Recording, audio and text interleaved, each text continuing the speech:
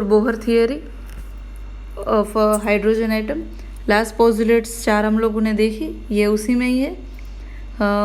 A stationary states are numbered as, stationary state को कैसे number करेंगे, n1 2 3 4 and so on, and which is denoted by k l m n o p so on, and this number of orbit is also known as principal quantum numbers, और quantum numbers हम आगे study करने वाले हैं।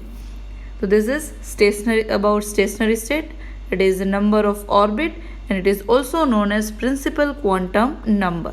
तो principal quantum number actually क्या है, which gives idea about number of orbit।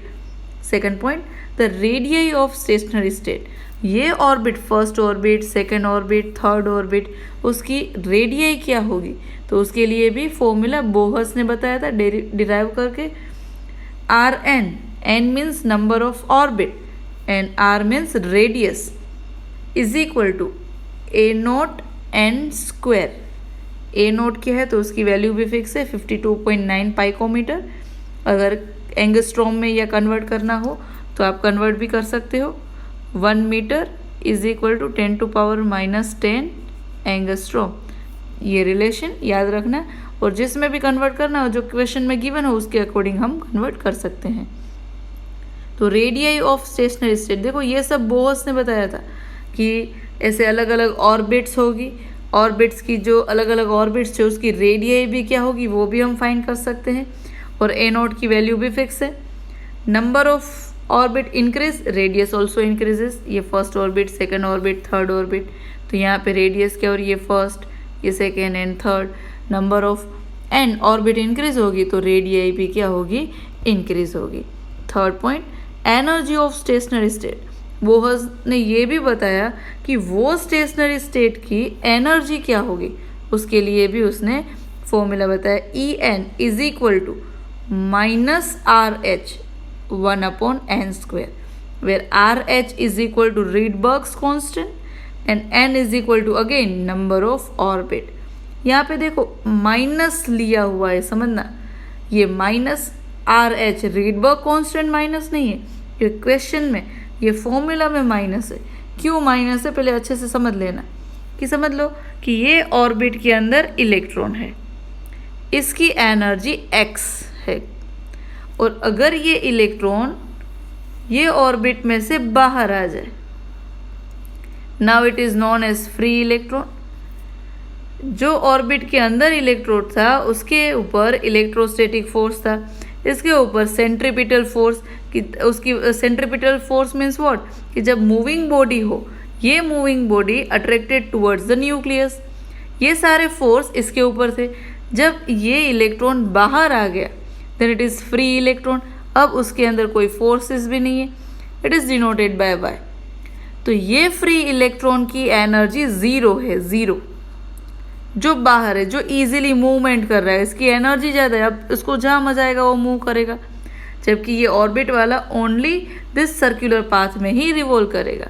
तो फ्री इलेक्ट्रॉन की एनर्जी ज़्यादा है और फ्री इलेक्ट्रॉन की एनर्जी कंसिडर की हुई है ज़ीरो।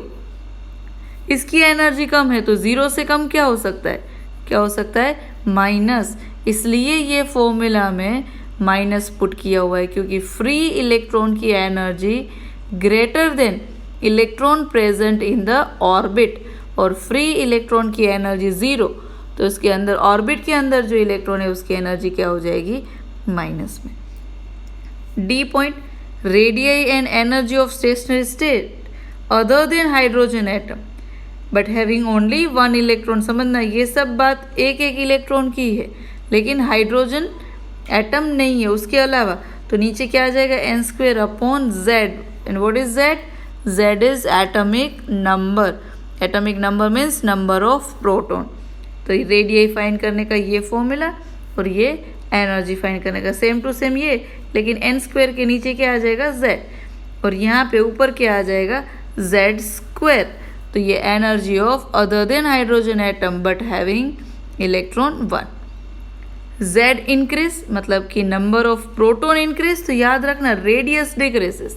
ये कैसे होगा, समझ लो कि एक ही ऑर्बिट है ये, इसमें प्रोटॉन 2, और इसमें प्रोटॉन 1 और 1 इलेक्ट्रॉन, यहाँ पे प्रोटॉन 2 और इलेक्ट्रॉन भी 2।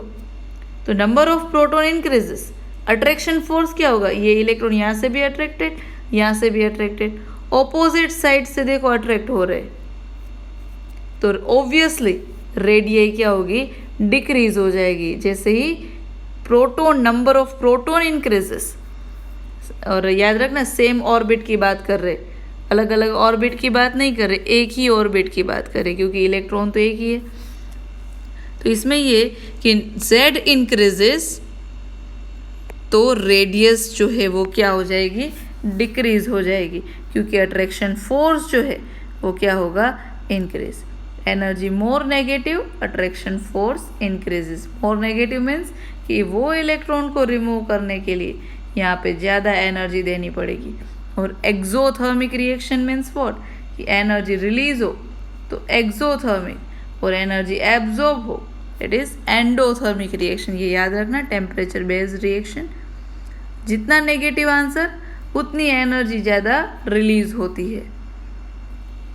We can calculate velocity of electron moving in this orbit. Calculate भी कर सकते हैं velocity, formula Vn, n means number of orbit. समझ लो सेकेंड ऑर्बिट में एक इलेक्ट्रॉन है, उसकी वेलोसिटी क्या होगी वो इस फॉर्मूला से फाइंड कर सकते हो। सेकेंड ऑर्बिट में इलेक्ट्रॉन है, उसकी एनर्जी क्या होगी वो फाइंड कर सकते हैं। रेडियस क्या होगी वो भी हम फाइंड कर सकते हैं अकॉर्डिंग टू बोअर्स थियरी। ये फॉर्मूला सारे जो है वो न्यूमेरिकल्स के लिए बहुत इंपॉर्टेंट है।